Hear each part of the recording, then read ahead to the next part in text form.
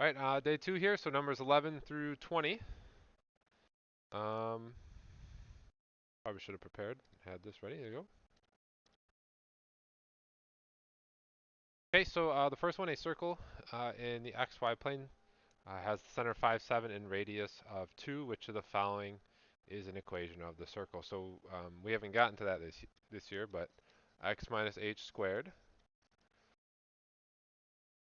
plus y minus k squared equals our radius squared.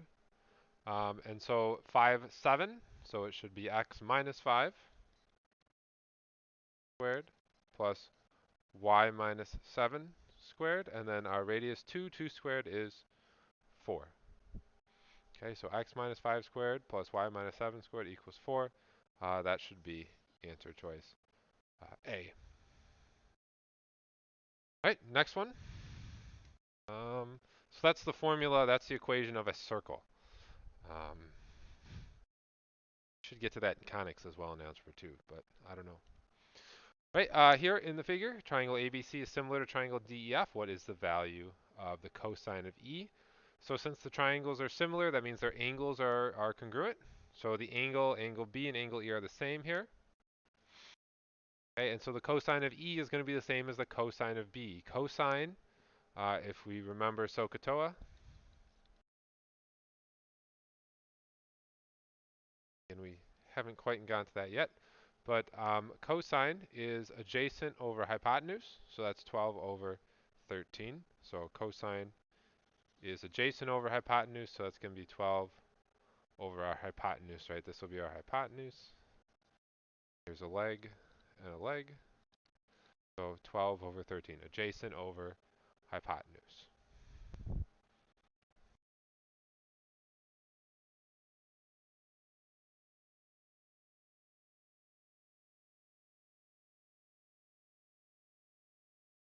Okay, in the xy plane, the graph of a function, f of x equals x squared plus 5x plus 4, has two x-intercepts. What is the distance between them? So to find the x-intercepts, we're going to have a y value of 0, right? So when we cross the x-axis,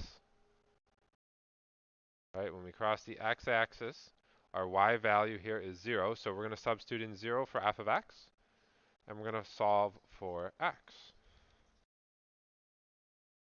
Okay, I'm going to factor. Right, so we're factoring. So we're looking for something that's going to multiply to positive 4 and add to positive 5. So that's going to be 4 and 1. So positive 4 and positive 1. Then we're going to set each of these terms equal to 0. So if x plus 4 equals 0, then the whole thing's 0. If x plus 1 is 0, then the whole thing is 0. So one of these has to be 0. So we can do x plus 4 equals 0, or we can do x plus 1 equals 0, or they could both be 0. Right, subtract 4 from both sides, we get x equals negative 4. And here we get x equals negative 1. Okay, and then the distance between our two solutions here is 3. The distance between negative 4 and 1 is 3. Right, you can think of the absolute value of negative 4 minus negative 1. So you just have negative 4 plus 1. It's going to give us 3.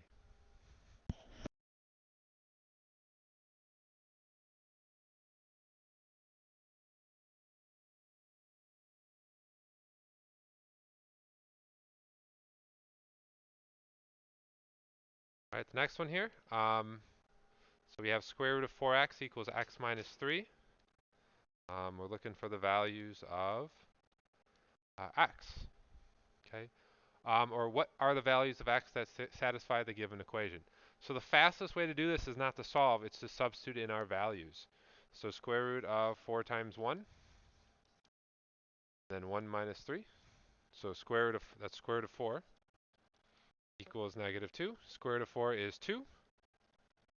2 does not equal negative 2, so that one doesn't work. Okay, we can try 9. So square root of 4 times 9. 9 minus 3. So that's square root of 36 equals 6. Square root of 36 is 6. So 6 equals 6. So it's going to be 2 only, which is B. If you wanted to solve, you'd have to square both sides. So if we square both sides, you end up with 4x on the left and x minus 3 on the right. X minus 3 squared.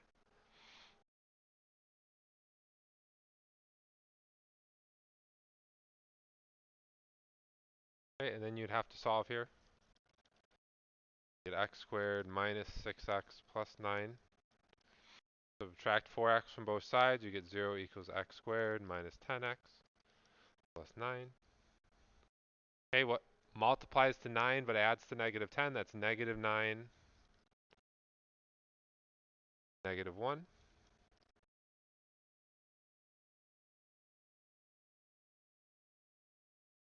So that's going to be x equals 9 and x equals 1. So that doesn't help us anyways. So I don't know why I'm saying that. So you have to plug it back in just to double check here.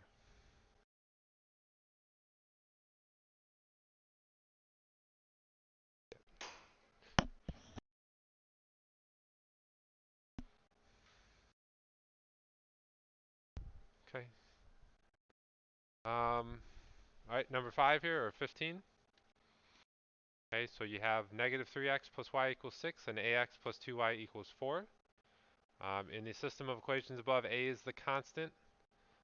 For which of the following values of a does the system have no solution? Okay, so if it's going to have no solution, that means the lines are going to have to be parallel. Okay, the only time where two lines don't have a solution, where they don't intersect, is when they're parallel. That means we're going to have to get the coefficients in front of um, a and in front of x and y to be the same here. So what I'm going to do is I'm simply going to multiply the top equation by 2.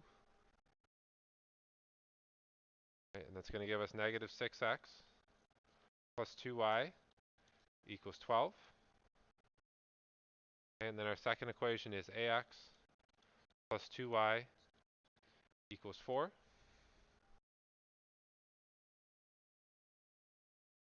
So if a here was negative 6, okay, we would then have parallel lines, right? The coefficient in front of the x and the y are the same, so we would have parallel lines, right? They would have different y-intercepts. Okay, so a we want to be negative 6.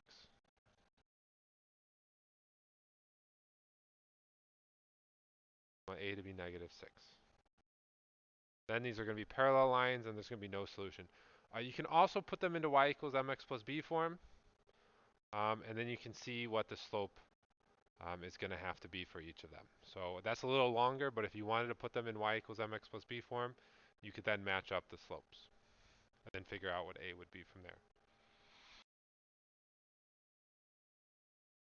All right, number 16.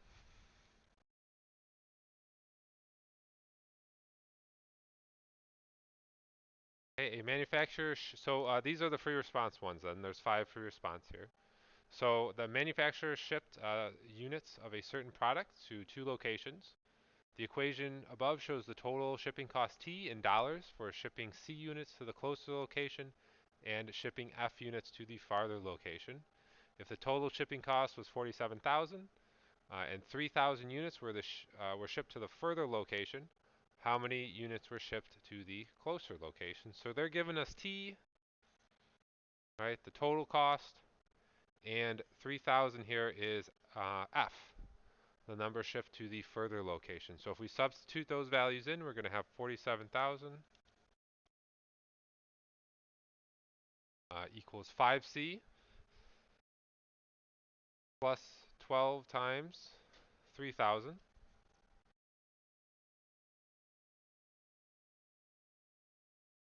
So 12 times 3,000 is going to give us 36,000. So we have 5C plus 36,000,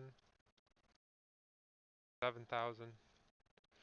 You can subtract 36,000 from both sides. That's going to be 11,000.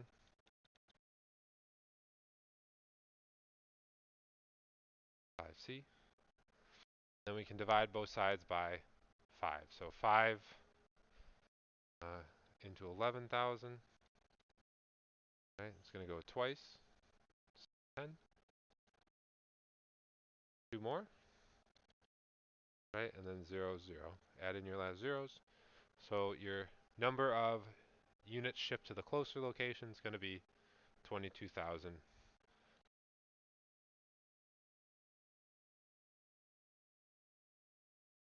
Next question here.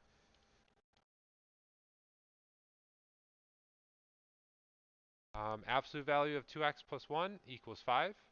If a and b are the solutions to the equation above, what is the value of the absolute value?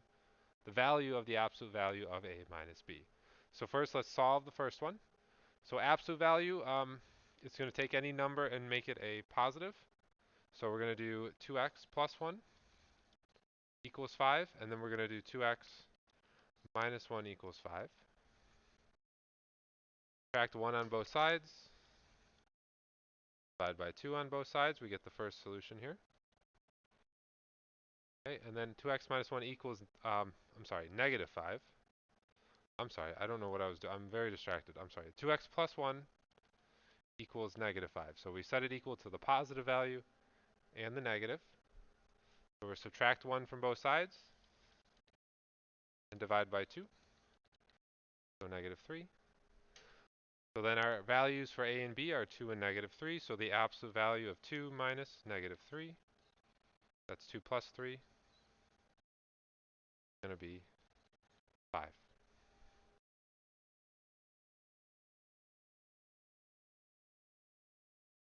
Number 18 here, or number 8 for these. Juan purchased an antique that has a value of $200 at the time of purchase. Each year the value of the antique is estimated to increase 10% over the value of the previous year.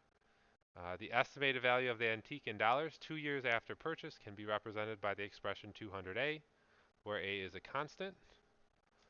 What is the value of A? So we start with 200A.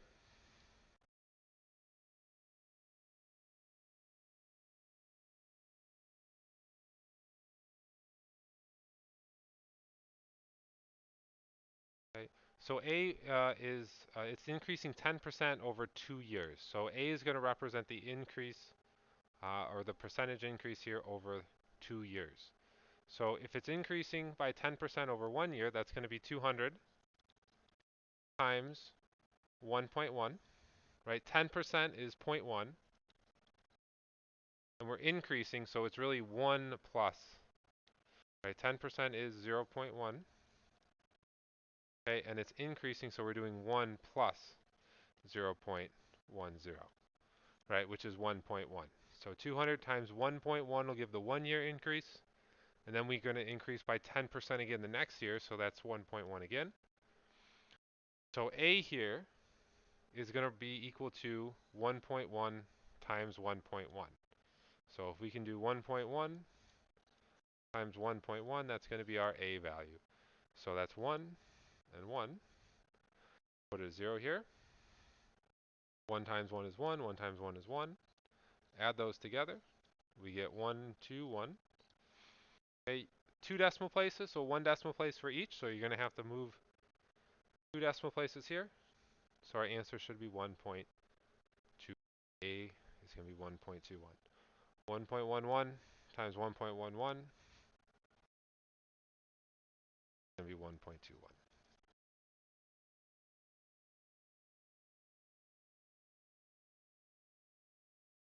All right, number 9.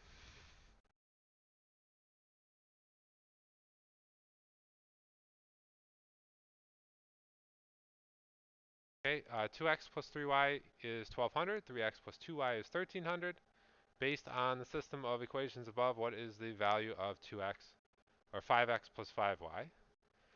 So 2x plus 3x will be 5x, and 3y plus 2y is 5y. So we can simply add these two equations together.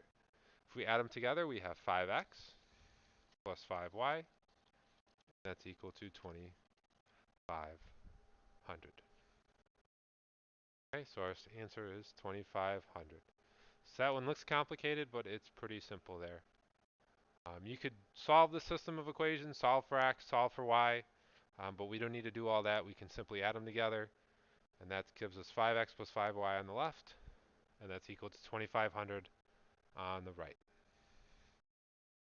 All right, last one here, number 10 or number 20, depending on how you're looking at it. If u plus t equals 5 and u minus t equals 2, what is the value of u minus t? Times u squared minus, or quantity u squared minus t squared. Okay. So we can factor the second term here. So u minus t we can leave the same. Then u squared minus t squared, that can be u minus t, u plus t. Just factoring it. It's a difference of two squares. So u minus t, u plus t. And then we're leaving the first u minus t there same. So u minus t is 2. U minus t is 2. And then u plus t is 5. So 2 times 2 is 4 times 5 gives us 20. And that is it for day 2.